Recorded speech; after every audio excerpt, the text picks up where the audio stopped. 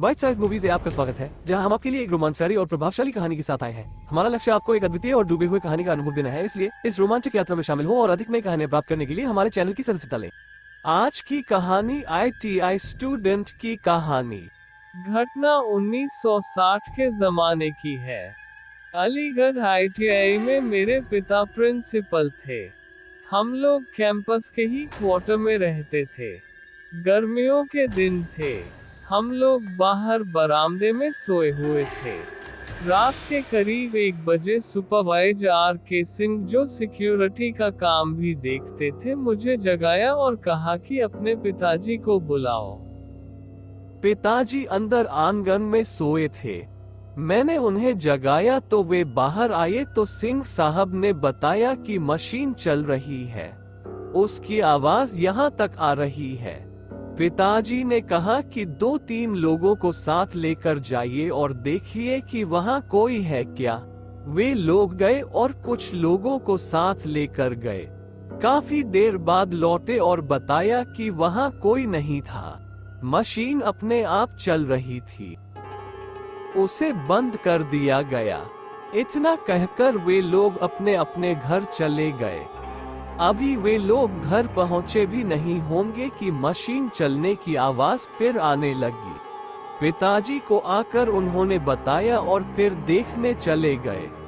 Machine बंद कर उन्होंने मेन स्विच ऑफ कर दिया। वर्कशॉप बंद करके पिताजी को बताकर घर चले गए। सुबह के 3 बज चुके थे। उस दिन मशीन फिर नहीं चली। मुझे लगा कि यह एक संयोग हो सकता है। दूसरी रात फिर मशीन चलने लगी। 4 स्टाफ को लेकर सुपरवाइजर साहब पिताजी के पास आए। उन्होंने कहा कि चौकीदार ने बताया कि 1 घंटे से मशीन चल रही है। पिताजी ने जाकर देखने को कहा और मेन स्विच बंद कर देने को कहा। वे लोग वर्कशॉप गए और मेन स्विच बंद कर दिया। कोई आदमी वहां नजर नहीं आया।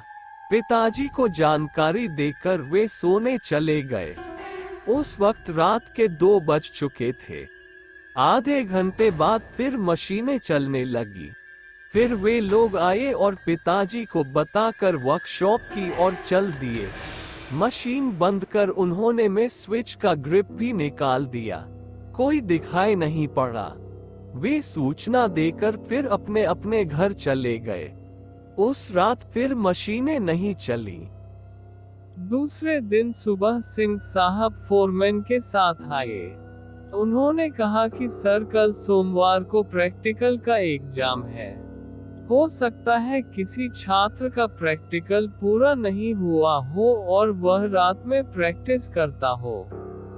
सुपरवाइजर साहब ने कहा कि यदि ऐसा है तो वह दिखाई क्यों नहीं देता। हमारे पहुंचते ही गायब कहाँ हो जाता है। चलिए दिन में देखा जाए। वर्कशॉप खोलकर देखा गया लेकिन कोई नजर नहीं आया। वर्कशॉप बंद कर वे चले गए। इतवार की रात फिर मशीनें चलने लगी। सारे लोग परेशान हो गए कि यह कैसे हो रहा है।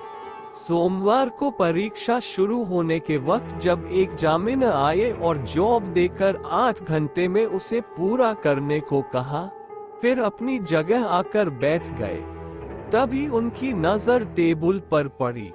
उन्होंने देखा कि वह जॉब बनाकर पहले से रखा हुआ है। उस पर रोल नंबर भी पंच किया हुआ था। इंस्ट्रक्टर को बुलाकर पूछा तो पता चला कि वह रोल नंबर जिस लड़के का है उसकी मौत 3 माह पहले मोटरसाइकिल एक्सीडेंट में हो चुकी है। ये बात पिताजी के पास पहुंची तो उन्होंने कहा कि उस पर नंबर दे दीजिए। लगता है कि उसकी आत्मा भटक रही है। नंबर देकर उसे पास कर देने से उसकी आत्मा को शांति मिलेगी। एक एग्जामिनर ने नंबर दे दिया और सचमुच उस दिन के बाद कभी भी रात के वक्त अपने आप मशीनें नहीं चली। हम 3 वर्ष तक वहां रहे लेकिन ऐसी कोई घटना नहीं हुई। अधिक नई कहानियों के लिए बने रहें। धन्यवाद।